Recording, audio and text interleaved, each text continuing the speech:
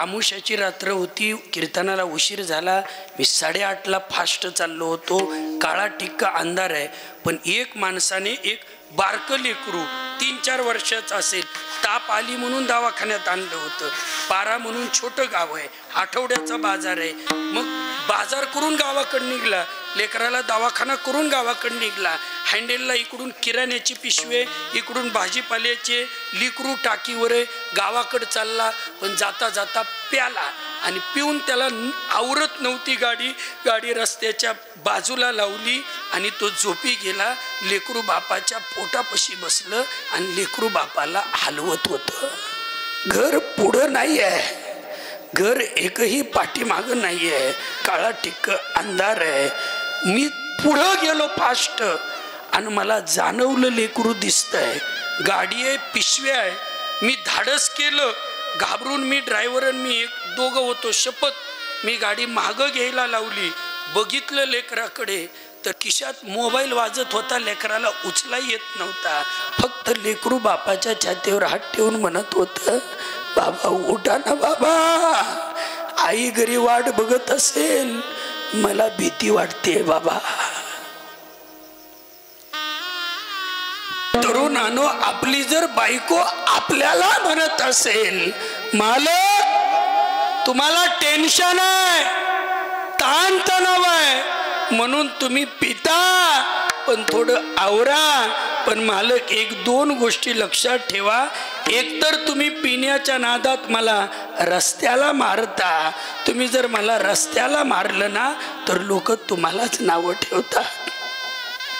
आणि आपल्या नेमत्या लेकरा समोर जर तुम्ही मला मारलं ना तर लेकू झोपीत रात्री उसनत, बाबा ओ पप्पा आईला मारू नका ना बाबा.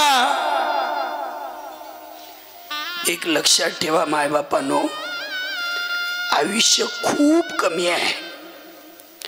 कोरोना सारखी महामारी आहे, अटॅकचा जमाना आहे, कॅन्सरचा जमाना आहे, पुढ्यातलं दूध वाईट आहे. हे कळून सुद्धा जर आपण व्यसन करत राहिलात आणि थोडक्या आयुष्याचा जर आनंद नाही घेत राहिला, नाही समाजासाठी जीवन जगलात, तर जीवन आपण जगतो कशामुळे? छत्रपती शिवाजी महाराज, राजगुरु भगतसिंग, अरे निधड्या छातीने छत्रपती शिवाजी महाराज असो. अरे भगतसिंग 22व्या वर्षी फासावर गेला. आई म्हणली, ए बाळा, अरे तू का फासावर जातो? भगतसिंगाने सांगितलं, ए मा रोना नाही मा तू एक विरोंकी माँ है मा. तू काय रोंकी माँ नाही मा तुझा मुलगा या देशासाठी, या मातीसाठी फासावर जातोय. आई कळू दे मुलाला, या देशाचं आपण कोणी ना कोणीतरी लागतोय म्हणून. अरे ज्या बापाने आपल्याला लहानाचं मोठं केलं, ज्या आईने सगळे नेम धर्म पाळून 9 महिने 9 दिवस आपल्याला जोपासण्याचा प्रयत्न केला, तिच्यासाठी सुद्धा जर आपण जीवन जगू शकत नसलो, व्यसनाचे आहारी जाऊन तरुण मुलाची संगत करून जर आपलं जीवन बर्बाद करत असाल, तर माय बापा हो खबरदार, आयुष्य खूप कमी आहे. या कमी आयुष्याचा आनंद चांगला घेण्याचा प्रयत्न करा.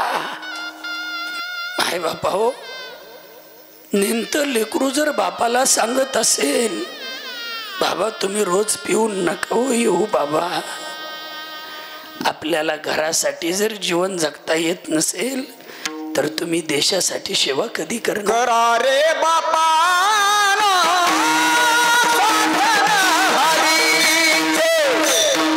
Sarah